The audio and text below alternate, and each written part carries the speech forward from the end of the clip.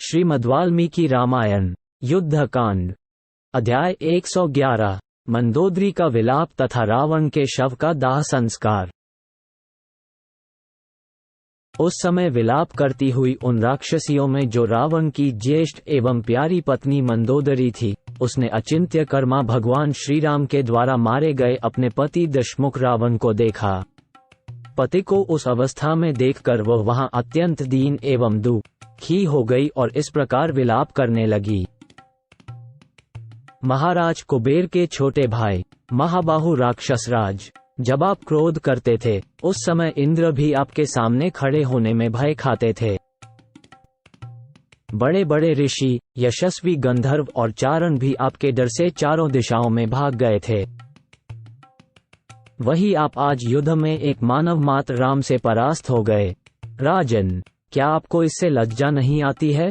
राक्षसेश्वर, बोलिए तो सही, यह क्या बात है?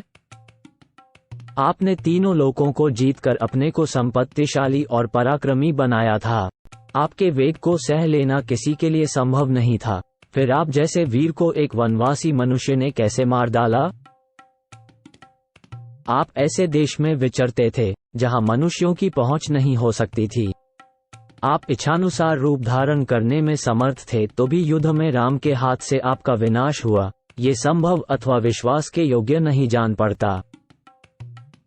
युद्ध के मुहाने पर सब ओर से विजय पाने वाले आपकी श्रीराम के द्वारा जो पराजय हुई, ये श्रीराम का काम है, ऐसा मुझे विश्वास नहीं होता, जबकि आप उन्हें निरा मनुष्य समझते रहे। अथवा साक्षात काल ही अतर्कित माया रचकर आपके विनाश के लिए श्रीराम के रूप में यहाँ आ पहुँचा था। महाबली वीर, अथवा ये भी संभव है कि साक्षात इंद्र ने आप पर आक्रमण किया हो, परंतु इंद्र की क्या शक्ति है जो युद्ध में वे आपकी ओर आंख उठाकर देख भी सकें, क्योंकि आप महाबली, महापराक्रमी और महातेजस्वी देवशत्रु थे। निश्चय ही ये श्री रामचंद्र जी महान योगी एवं सनातन परमात्मा है। इनका आदि, मध्य और अंत नहीं है।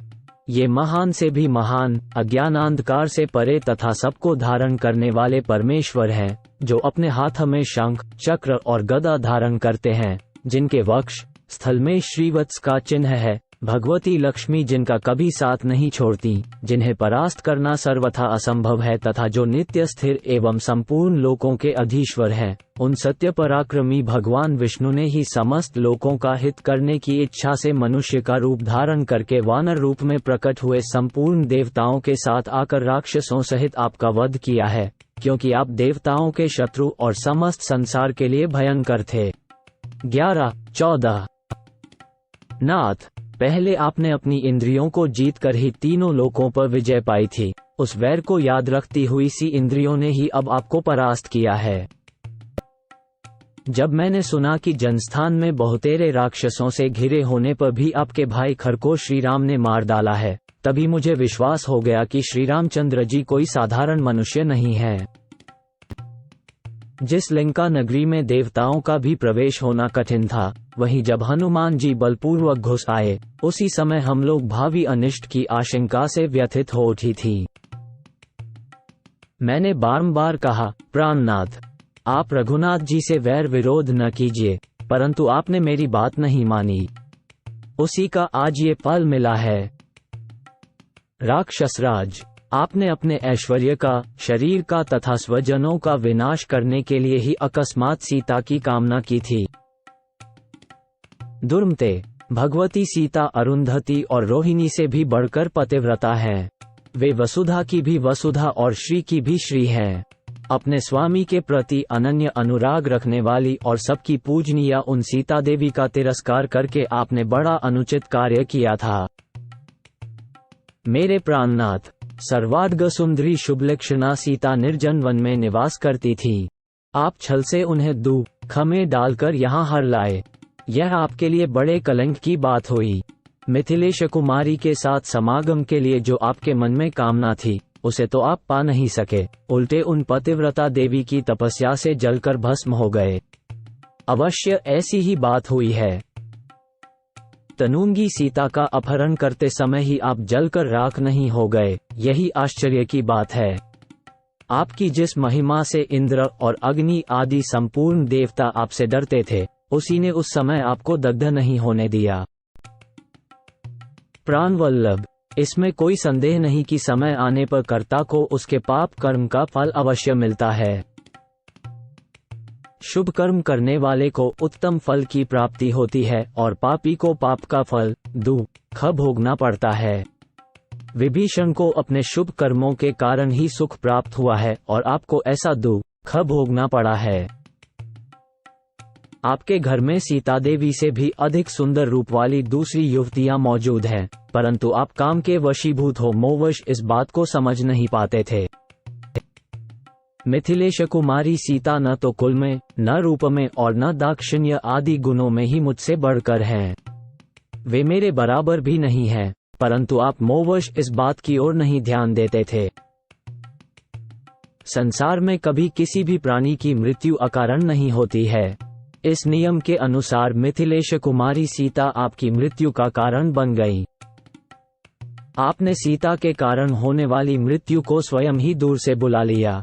मिथिलेश नंदिनी सीता अब शोक रहित हो श्री राम के साथ विहार करेगी, परंतु मेरा पुण्य बहुत थोड़ा था, इसलिए वह जल्दी समाप्त हो गया और मैं शोक के घोर समुद्र में गिर पड़ी।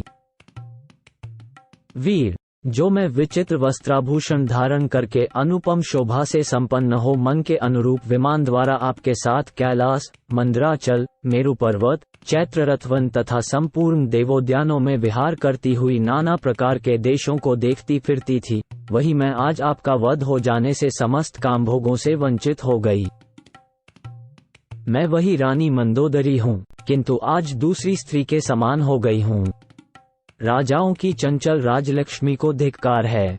हा राजन, आपका जो सुकुमार मुखमंडल सुंदर भौहों, मनोहर त्वचा और ऊंची नासिका से युक्त था, कांति, शोभा और तेज के द्वारा जो क्रमशः चंद्रमा, सूर्य और कमल को लज्जित करता था, किरीटों के समूह जिसे जगमग बनाए रहते थे, जिसके अधर तांबे के समान लाल थे, जिसमें दीप्तिमान कुंडल दमकते रहते थे, पान भूमि में जिसके नेत्र नशे से व्याकुल और चंचल देखे जाते थे, जो नाना प्रकार के गजरे धारण करता था, मनोहर और सुंदर था तथा मुस्कुराकर मीठी मीठी बातें किया करता था, वही आपका मुखारविंद आज शोभा नहीं पा रहा है।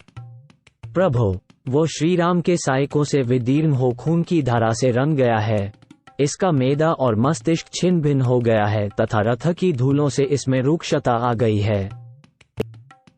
हाय, मुझ मंदभागिनी ने कभी जिसके विषय में सोचा तक नहीं था, वही मुझे वैधव्य का दुख प्रदान करने वाली अंतिम अवस्था मृत्यु आपको प्राप्त हो गई।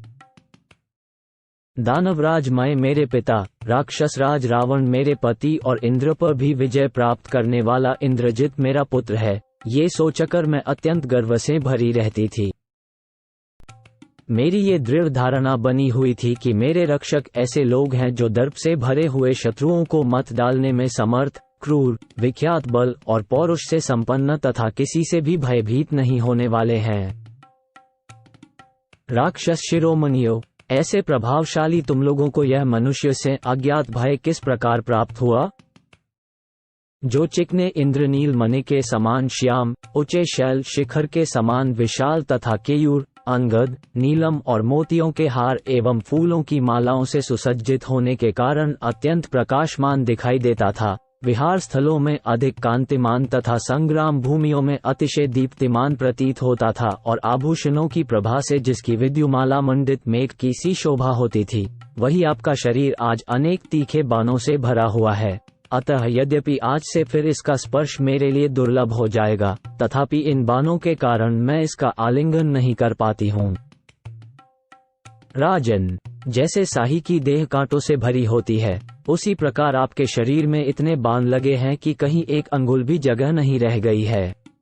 वे सभी बाण मर्म स्थानों में धंस गए हैं और उनसे शरीर का स्नायु बंधन छिन्न भिन्न हो गया है। इस अवस्था में पृथ्वी पर पड़ा हुआ आपका ये श्याम शरीर, जिस पर रक्त की अरुण छटा छा रही है, वज्र की मार से चूर चूर होकर बिखरे हुए पर्वत के समान जान पड़ता है। नाथ, ये स्वप्न है या सत्य? हाय, आप श्रीराम के हाथ से कैसे मारे गए? आप तो मृत्यु की भी मृत्यु थे, फिर स्वयं ही मृत्यु के अधीन कैसे हो गए? आपने तीनों लोकों की संपत्ति का उपभोग किया और त्रिलोकी के प्राणियों को महान उद्वेग में डाल दिया था। आप लोकपालों पर भी विजय पा चुके थे। आपने कैलाश पर्वत के साथ ही भगवान शंकर को भी उठा लिया था तथा बड़े बड़े अभिमानी वीरों को युद्ध में बंदी बनाकर अपने पराक्रम को प्रकट किया था। आपने समस्त संसार को क्षोभ में डाला, साधु पुरुषों की हिंसा की और शत्रुओं के समीप बलपूर्वक अहंकारपूर्ण बातें कहीं। भयानक पराक्रम करने वाले विपक्षियों को मारकर अपने पक्ष के लोगों और सेवकों की रक्षा की।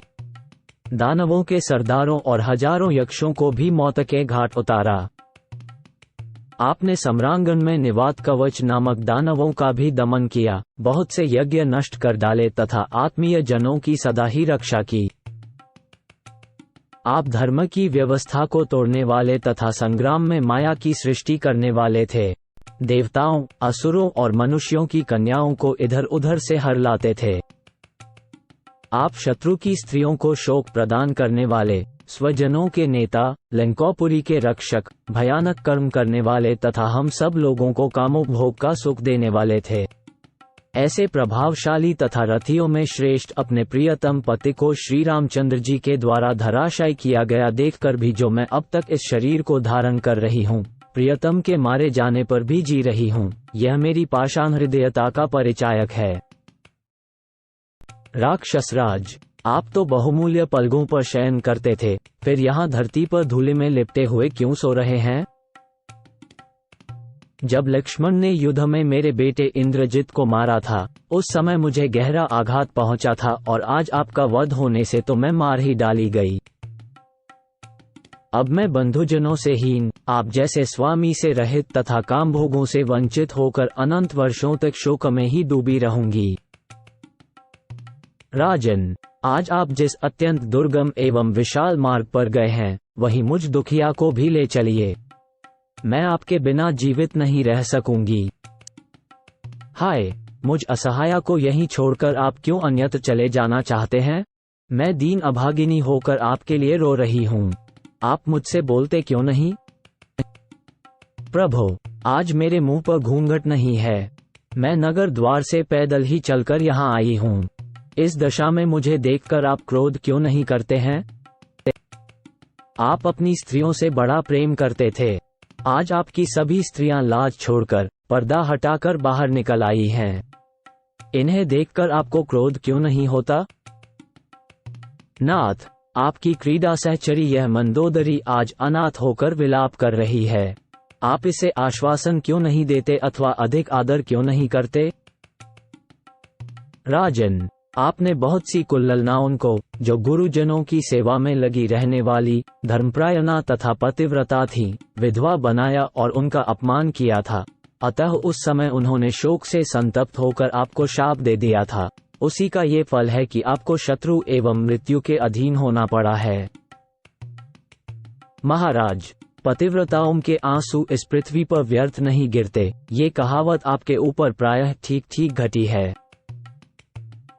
राजन, आप तो अपने तेज से तीनों लोकों को आक्रांत करके अपने को बड़ा शूरवीर मानते थे, फिर भी पराई स्त्री को चुराने का यह नीच काम आपने कैसे किया? माया में मृग के बहाने श्री राम को आश्रम से दूर हटाया और लक्ष्मण को भी अलग किया। उसके बाद आप श्री राम पत्नी सीता को चुराकर यहाँ ले आए। ये कितनी बड़ी कायरता है। युद्ध में कभी आपने कायरता दिखाई हो, यह मुझे याद नहीं पड़ता, परंतु भाग्य के फेर से उस दिन सीता का हरण करते समय निश्चय ही आप में कायरता आ गई थी, जो आपके निकट विनाश की सूचना दे रही थी। महाबाहो, मेरे देवर विभीषण सत्यवादी, भूत और भविष्य के ज्ञाता तथा वर्तमान को भी समझने में कुशल हैं। उन्होंने हर कर लाई हुई मिथिलेश कुमारी सीता को देखकर मन ही मन कुछ विचार किया और अंत में लंबी सांस छोड़कर कहा, अब प्रधान राक्षसों के विनाश का समय उपस्थित हो गया है। उनकी यह बात ठीक निकली। काम और क्रोध से उत्पन्न आपके आसक्ति विषयक दोष के कारण ये सारा ऐश्वर्य नष्ट हो गया और जड़मूल का नाश करने वाला यह महान अनर्थ प्राप्त हुआ। आज आपने समस्त राक्षस कुल को अनाथ कर दिया। आप अपने बल और पुरुषार्थ के लिए विख्यात थे, अतः आपके लिए शोक करना मेरे लिए उचित नहीं है। तथापि स्त्री स्वभाव के कारण मेरे हृदय में दीनता आ गई है। आप अपना पुण्य और पाप साथ लेकर अपनी वीरोचित गति को प्राप्त हुए हैं।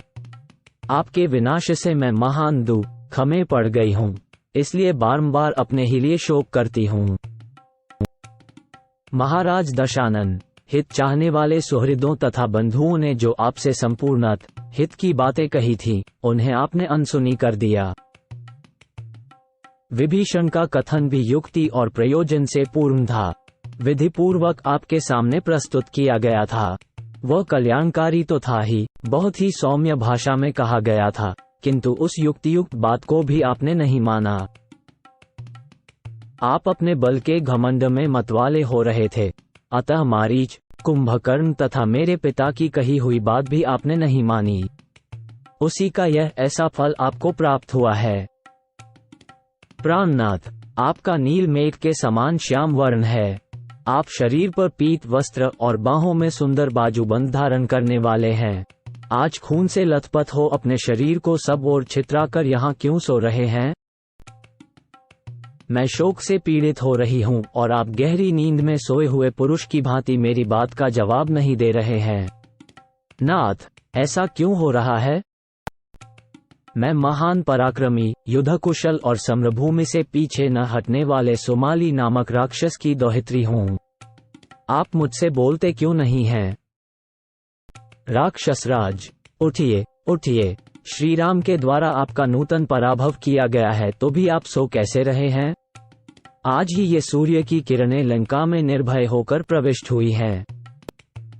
वीरवर, आप सम्रभूमि में जिस सूर्य तुल्य तेजस्वी परिख के द्वारा शत्रुओं का संहार किया करते थे, वज्रधारी इंद्र के वज्र की भांति जो सदा आपके द्वारा पूजित हुआ था, रणभूमि में बहुसंख्यक शत्रुओं के प्राण लेने वाला था और जिसे सोने की जाली से विभूषित किया गया था, आपका वह परिख श्री राम के बाणों से सहस्रों टुकड़ों में विभक्त होकर इधर उधर बिखरा पड़ा है। प्राणनाथ, आप अपनी प्यारी पत्नी की भांति रणभूमि का आलिंगन करके क्यों सो रहे हैं और किस कारण से मुझे अप्रियसी मानकर मुझसे बोलना तक नहीं चाहते हैं? आपकी मृत्यु हो जाने पर भी मेरे शोक पीड़ित हृदय के हजारों टुकड़े नहीं हो जाते, अतः मुझ पाषाण हृदया नारी को धिक्कार है। इस प्रकार विलाप करती हुई मंदोदरी के नेत्रों में आंसू भरे हुए थे। उसका हृदय स्नेह से द्रवीभूत हो रहा था। वह रोती रोती सहसा मूर्छित हो गई और उसी अवस्था में रावण की छाती पर गिर पड़ी। रावण के वक्ष स्थल पर मंदोदरी की वैसी ही शोभा हो रही थी, जैसे संध्या की लाली से रंगे हुए बादल में दीप्तिमती विद्युत चमक रही हो। उसकी सौतें भी शोक से अत्यंत आतुर हो रही थीं। उन्होंने उसे उस अवस्था में देखकर उठाया और स्वयं भी रोते रोते जोर जोर से विलाप करती हुई मंदोदरी को धीरज बंधाया। वे बोली, महारानी, क्या आप नहीं जानती कि संसार का स्वरूप अस्थिर है? दशा बदल जाने पर राजाओं की लक्ष्मी स्थिर नहीं रहती। उनके ऐसा कहने पर मंदोदरी फूट फूट कर रोने लगी। उस समय उसके दोनों स्तन और उज्ज्वल मुख आंसुओं से नहा उठे थे। इसी समय श्री रामचंद्र जी ने विभीषण से कहा, इन स्त्रियों को धैर्य बंधाओ और अपने भाई का दाह संस्कार करो।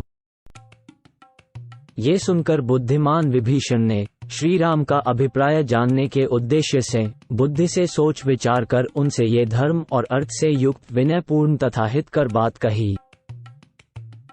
भगवान, जिसने धर्म और सदाचार का त्याग कर दिया था, जो क्रूर, निर्दयी, असत्यवादी तथा पराई स्त्री का स्पर्श करने वाला था, उसका दाह संस्कार करना मैं उचित नहीं समझता हूँ। सबके हित में संलग्न रहने वाला ये रावण भाई के रूप में मेरा शत्रु था। यद्यपि ज्येष्ठ होने से गुरुजनोचित गौरव के कारण वह मेरा पूज्य था, तथापि वह मुझसे सत्कार पाने योग्य नहीं है। श्री राम, मेरी यह बात सुनकर संसार के मनुष्य मुझे क्रूर अवश्य कहेंगे, परंतु जब रावण के दुर्गुणों को भी सुनेंगे, तब सब लोग मेरे इस विचार को उचित ही बताएंगे।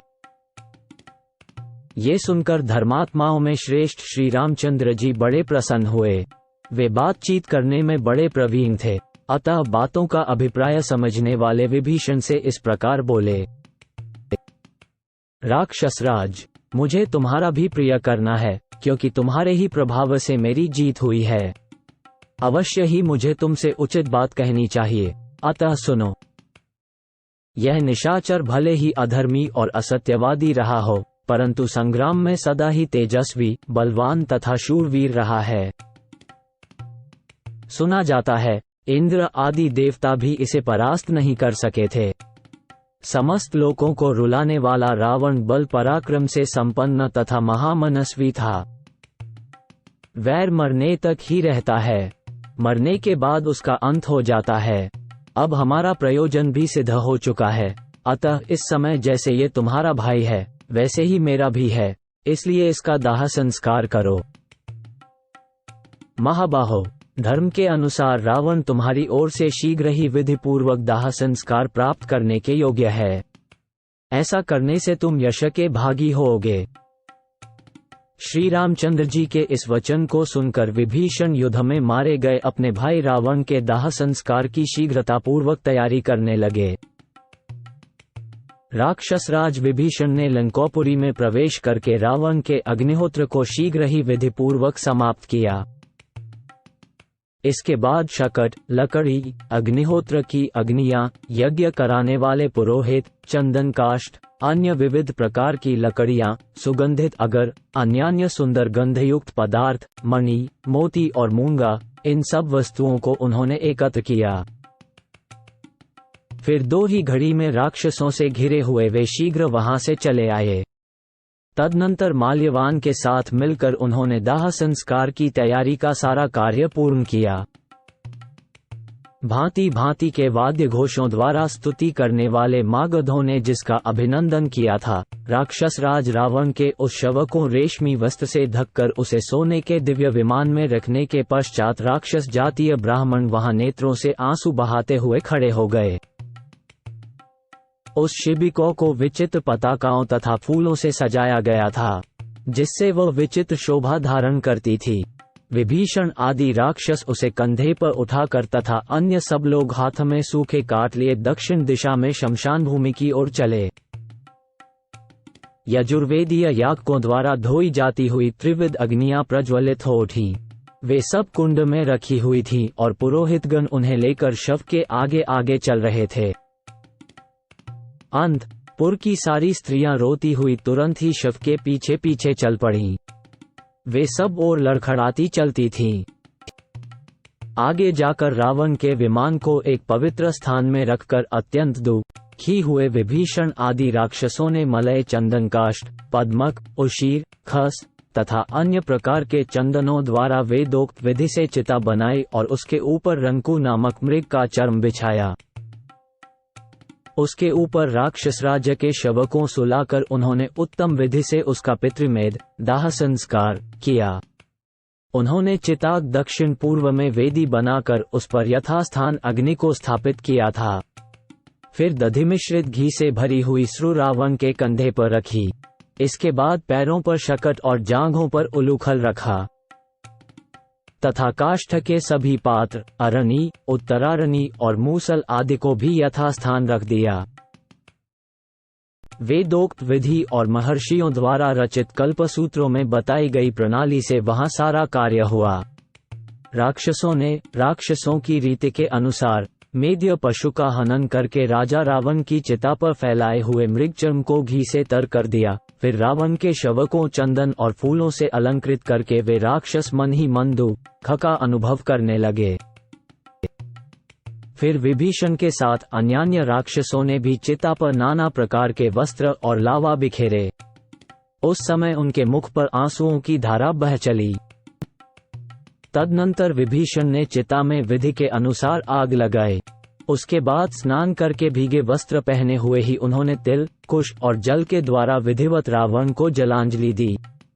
तत्पश्चात रावण की स्त्रियों को बारंबार सांत्वना देकर उनसे घर चलने के लिए अनुनय विनय की। महल में चलो, यह विभीषण का आदेश सुनकर वे सारी स्त्रियां नगर में चली गईं। स्त्रियों के पुरी में प्रवेश कर जाने पर राक्षस राज विभीषण श्री रामचंद्र जी के पास आकर विनीत भाव से खड़े हो गए। श्री राम भी लक्ष्मण, सुग्रीव तथा समस्त सेना के साथ शत्रु का वध करके बहुत प्रसन्न थे। ठीक उसी तरह जैसे वज्रधारी इंद्र वृत्रासुर को मारकर प्रसन्नता का अनुभव करने लगे थे। तदनंतर इंद्र के दिए हुए धनुष, बाण और विशाल कवच को त्याग कर तथा शत्रु का दमन कर देने के कारण रोष को भी छोड़कर शत्रुसूदन श्री राम ने शांत भाव धारण कर लिया।